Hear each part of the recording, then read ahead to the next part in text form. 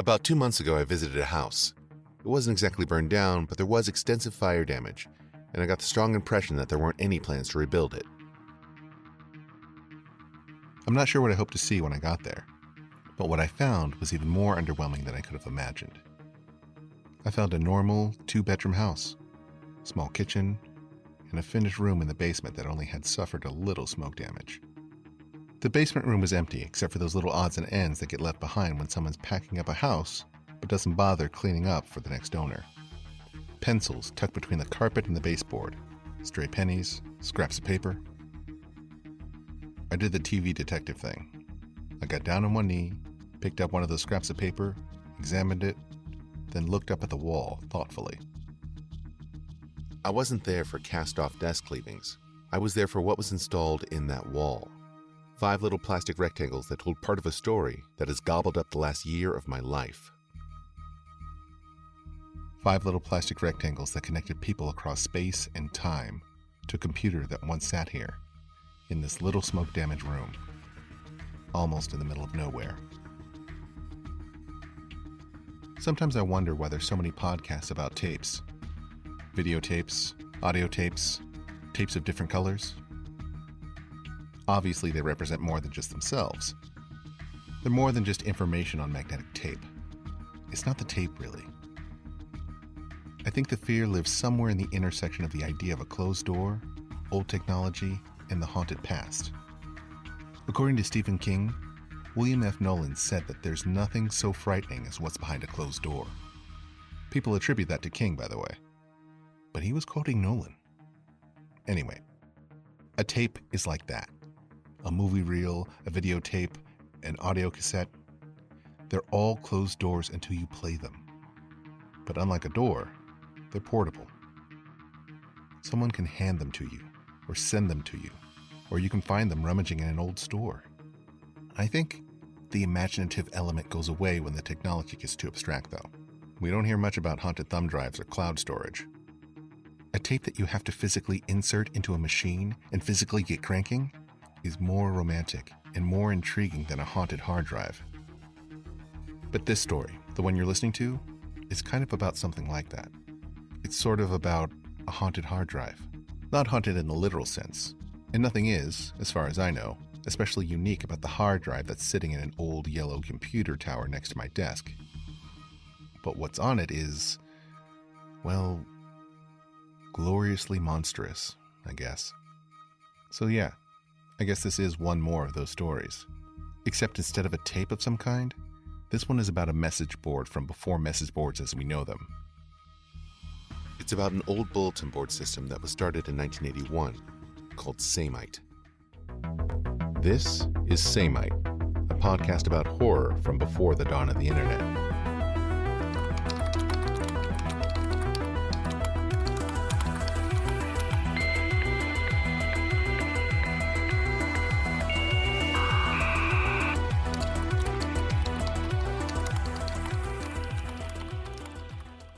My name is Michael Wolling-Breyer, and I'm not a detective or an archivist exactly, or really much of anything. My family has money, and I'm something of an eccentric. I like to say that I'm a hunter, except that instead of my prey hiding in a forest or on the Serengeti, it hides on old 5 1/4-inch floppy disks. That's what I like to say. It's not really amusing or clever, and when I really think about it, it's a stupid thing to say. But here we are. I guess maybe I say it that way because saying that you're a time-traveling voyeur sounds maybe way creepier. But if I'm being honest, that's what I am. I spy on people years after the fact. I dig into their personal files and see what I find. Give me a stack of floppy disks from 30 years ago, and you've made my afternoon. Maybe my whole weekend. I've been doing this for a while. Hunting, spying, whatever you want to call it. People leave incredibly sensitive information that they've forgotten about on old disks and hard drives. I don't mean bank information or anything like that. When I find that stuff, I immediately delete it. I don't need money. I'm not that kind of creep. I've seen a lot of weird stuff, though. I've reported a few things to the police over the years. I won't go into detail, but people take pictures of horrible things. or they store pictures of horrible things, or they keep diaries that admit to horrible things. When you find those, you hand them over. They aren't what I'm hunting for. And I am hunting for something. There is something that drives this hobby. I don't ever expect to actually find it, but it's there. Always suggesting that it might be hanging out in the next box of 3.5-inch discs. But despite everything I've sorted through, copied, recycled, and even reported to the police, I've never seen anything that really troubled me. I did once find a suicide note, but I was able to track that person down to see that they made a better choice. I found a Dear John letter, but I get it. People make changes in their lives. I find a lot of business stuff that's useless. I find old diaries from teenagers who have grown up by now. I find porn, but it's usually the kind of low-resolution stuff that people are downloading in the mid-90s, byte by byte, for minutes on end just to see a topless girl sitting by a pool. When I find diaries or creative writing or something that seems like it might be important to someone, I begin the second stage of the hunt. I try, based on everything that I can find, to track the person down. 80% of the time, I have so little to go on that they just end up in my unsolved drive folder. I like pretending that I'm that TV detective, I guess. Sometimes, though, I find them. I connect enough dots to track them down on Facebook or Twitter or whatever and get them their old files. Twice, I found a parent or a sibling of the person only to find out that they've passed away, and then they are grateful to have an artifact. Overall, it's a good process. Even the failures can be fun. Quarry that gets away. But the starting out is hard. Finding worthwhile drives and discs is hard work. There are estate sales and yard sales, but they're no fun. You know who they belong to. It's the stuff at antique stores, rummage sales, and specialty shops that really do the trick. And there is, or rather was, a great place for just that up in Connecticut. The place was called Mitch's Magical Machines, and it had been going for over 25 years. I've known Mitch since 2003, when I first found the shop in a magazine. I've been going there about twice a year since. He'd often get things in, shoot me an email, and find out if I wanted him to hold on to something. And when I would get there, he'd have a cardboard box with everything he had put a hold on for me. So, when I got an email from him last year, that's April of 2021 if anyone's listening to this later, I figured he'd just be telling me about some new inventory. Instead, after the pressures of eBay, Amazon, decreased in-person traffic, and overall interest, he decided to close his emporium of magical machines. And so he didn't have to cart everything to a warmer state, he was discounting a bunch of his stock. So I cleared out my car of everything that wasn't necessary, and I drove across 3 states to go visit Mitch one last time. And there I was, back in April of 21, masked, vaxxed, and rummaging through boxes of old discs. Most of it was stuff I'd seen before, but I got my hands on a few floppies that had been marked down. There was an old Maniac Mansion 5 1/4, and another one that I was extremely dubious about. That one, which might have its own documentary if I can only find anyone to talk to about it, said Nightshade Code. Nightshade, for those who don't know, which is probably almost everyone, was a sort of detective game for the NES. It wasn't well known, but I loved it. And getting my hands on a disc that had dev code was, well, it seemed both unlikely and like a potential nostalgia gold mine. Honestly, I thought I might find a scrap novel named Nightshade Code or some nightmare virus dreamed up by an 80s hacker. But since both discs were going to set me back less than $15, I felt pretty good about the gamble. I was flipping through a few more discs when Mitch came out of the back with a short, yellow-gray computer tower that looked like it hadn't been dusted off in a decade. Which, knowing Mitch, it probably hadn't. He put it down on the table next to me, put his hands on his hips like Superman, or maybe Peter Pan, and said, $40. And I, of course, said, "What is it?" He said in a Connecticut accent that I won't even try to impersonate. "An old BBS. It's been running since 80 or 81. And I gave him a look like, do you think I'm an idiot? Because the tower was obviously not from 40 years ago. And he gave me this smirk, head tilt squint thing that said, obviously not on this machine. And I knew what he meant. So I blew on it.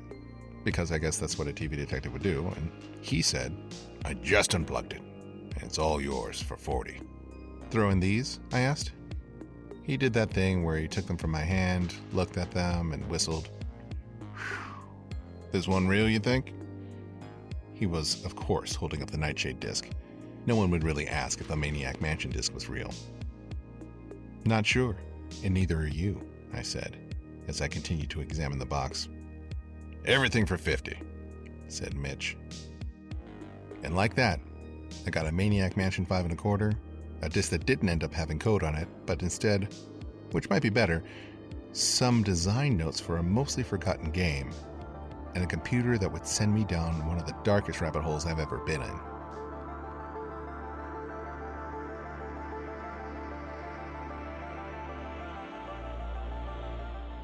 My trip home was not filled with anticipation about the old BBS, which I realize I should explain. I'm not going to get super technical here, but overall a BBS, or Bulletin Board System, was a kind of message board back before the internet. You'd plug a computer into a telephone line, basically, and other computers could call in, read messages, and leave their own. You could only have one person calling at a time on each phone line, so you could get a busy signal trying to call in and read the board. And while it seems rudimentary, slow, and exceptionally mundane, they were an absolute revelation to the people who ran them and used them in the 80s and 90s. They were, of course, superseded by the internet, chat rooms, and a lot of other more advanced technologies. But some people still treasure them. Some boards that have been running for decades are still going. There's a whole documentary about them on YouTube. I recommend checking it out. So yeah, the thing that I was bringing home was a message board that had lived for about 40 years, if Mitch was right. And that was, interesting. I didn't think much about the BBS. I didn't even plug in the computer for 2 weeks. Instead, I was trying to hunt down information about Beam Software, the company that made Nightshade. And it was during that lull in my glacial progress that I decided to plug the tower in and see what was happening with the old computer that Mitch had unloaded on me in a matter of seconds. I booted it up and saw that it was running an old version of DOS. I did some searching, which didn't take long, and found the BBS software. There wasn't much else on the machine except for that and a few other programs I didn't recognize. When I opened it, I saw a few things. First, in big letters made out of slashes and dashes, the name Samite appeared. Below that was the phrase, "For those who have seen the glory." And below that were administrator options. The first brought me to the boards themselves, the messages that the service had been collecting for years. The rest let me do things like approve users, change a few settings, and control the boards. I could make new ones, lock old ones, rename them, and so on. It was what you would expect from an early BBS. There was nothing exceptional right away. I didn't know anything about the dark parts of the BBS. I could go into that here, try to pique your interest, because it's hard to convey what's interesting about Samite without just sort of coming out and talking about those things. But I didn't know about the killings at this point. I only knew that I had an old message board that had been running for 40 years, so let me try to say what it was that intrigued me, that led me down the path to find out that this system of messages has something to do with deaths that span 30 years, or maybe more. Probably more. In 1981, BBSs were still pretty new. They had been invented in 1978 in Chicago by two friends. A winter storm got them thinking through how they might make themselves a way of linking computers together for personal use across the phone lines. They figured the problem out pretty quickly, avoiding the hassles of a committee, and just doing the damn thing. And then they published an article about it later that year in the November issue of the magazine Byte. So, in 1981, when Samite got started, some people knew how to turn their computer, a modem, and a phone line into a place where other computers could dial in. You'd hook your phone into your modem, put in the right phone number for a BBS, hopefully local, and your computer would talk to the other computer. A BBS from 1981, especially one that's been running for 40 years, was something of an anthropologist's gold mine.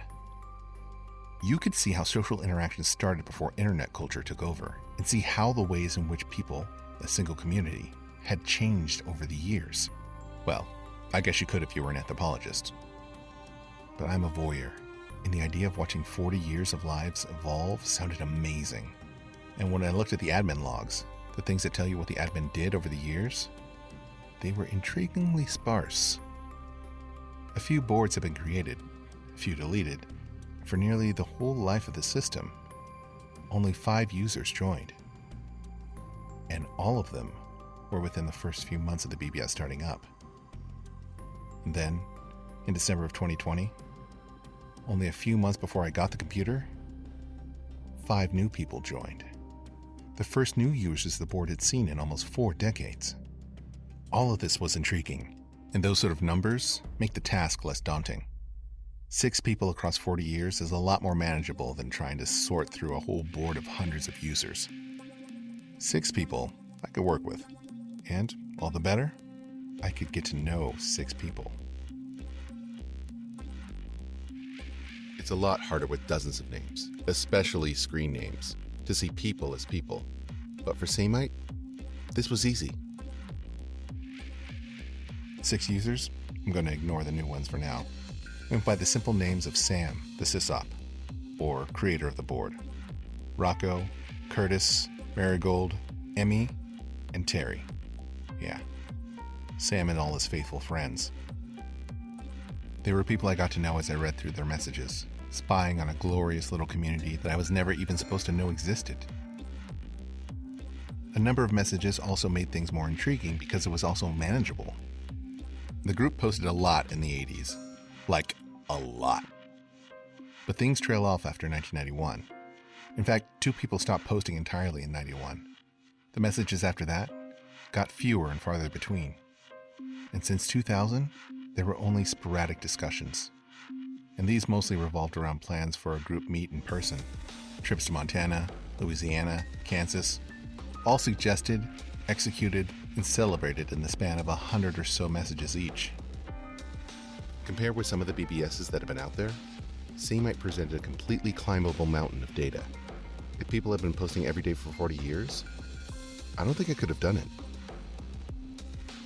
And if they only had posted once every couple of years, or even stopped entirely after the early 90s, I still would have read through it, but it wouldn't have been so enticing. Samite hit a sweet spot in the middle. I could do it, and I wanted to do it, badly.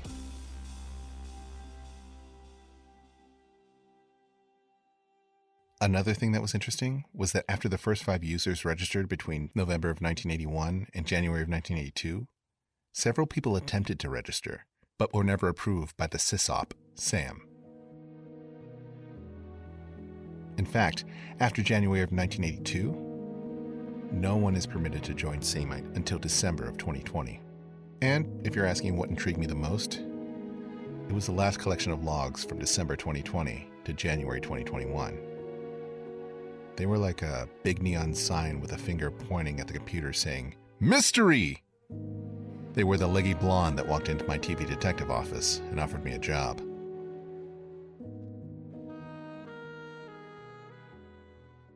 Because in early January, the 4 old users and 2 new users with the shockingly original names, New User 1 and New User 2, posted some variation of the 3-worded message, "See you soon."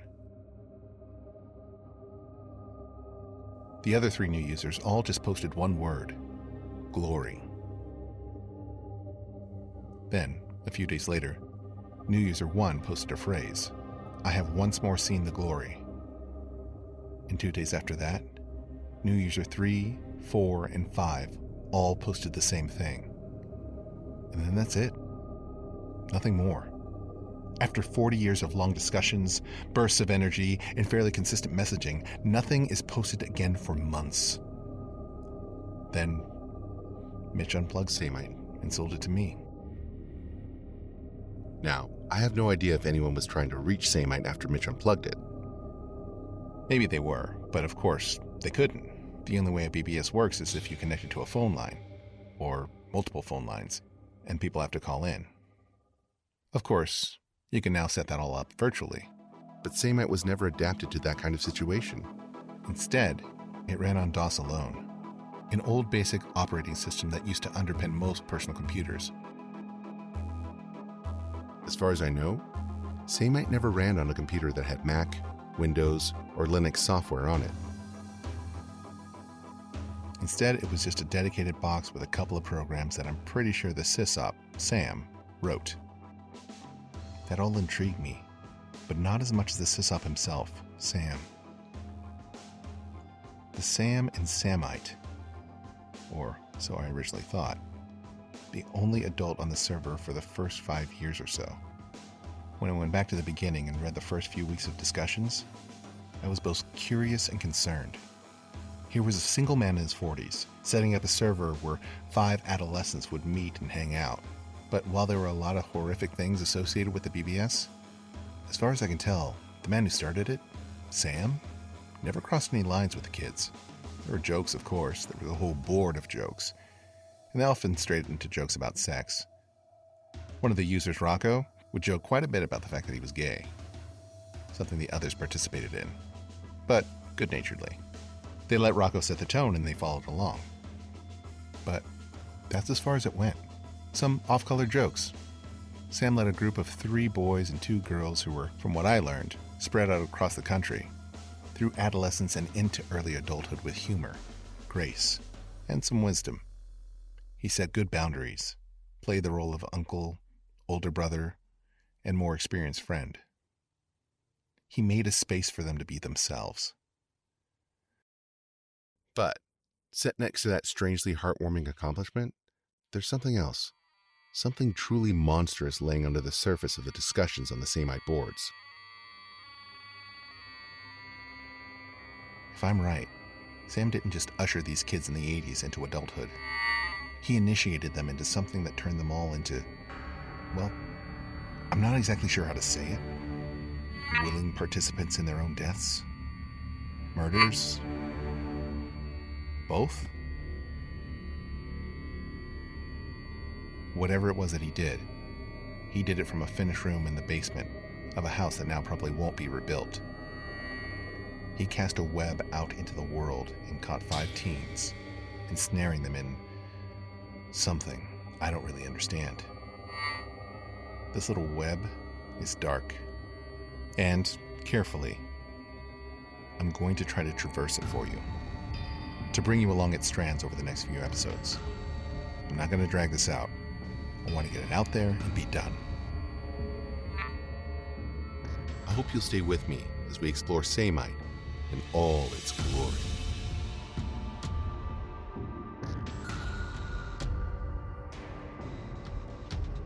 Samite stars Armando McClaine as Michael Wolling-Breyer, with music provided by Epidemic Sound. Special thanks to AJ Hamilton and Path9 Studios.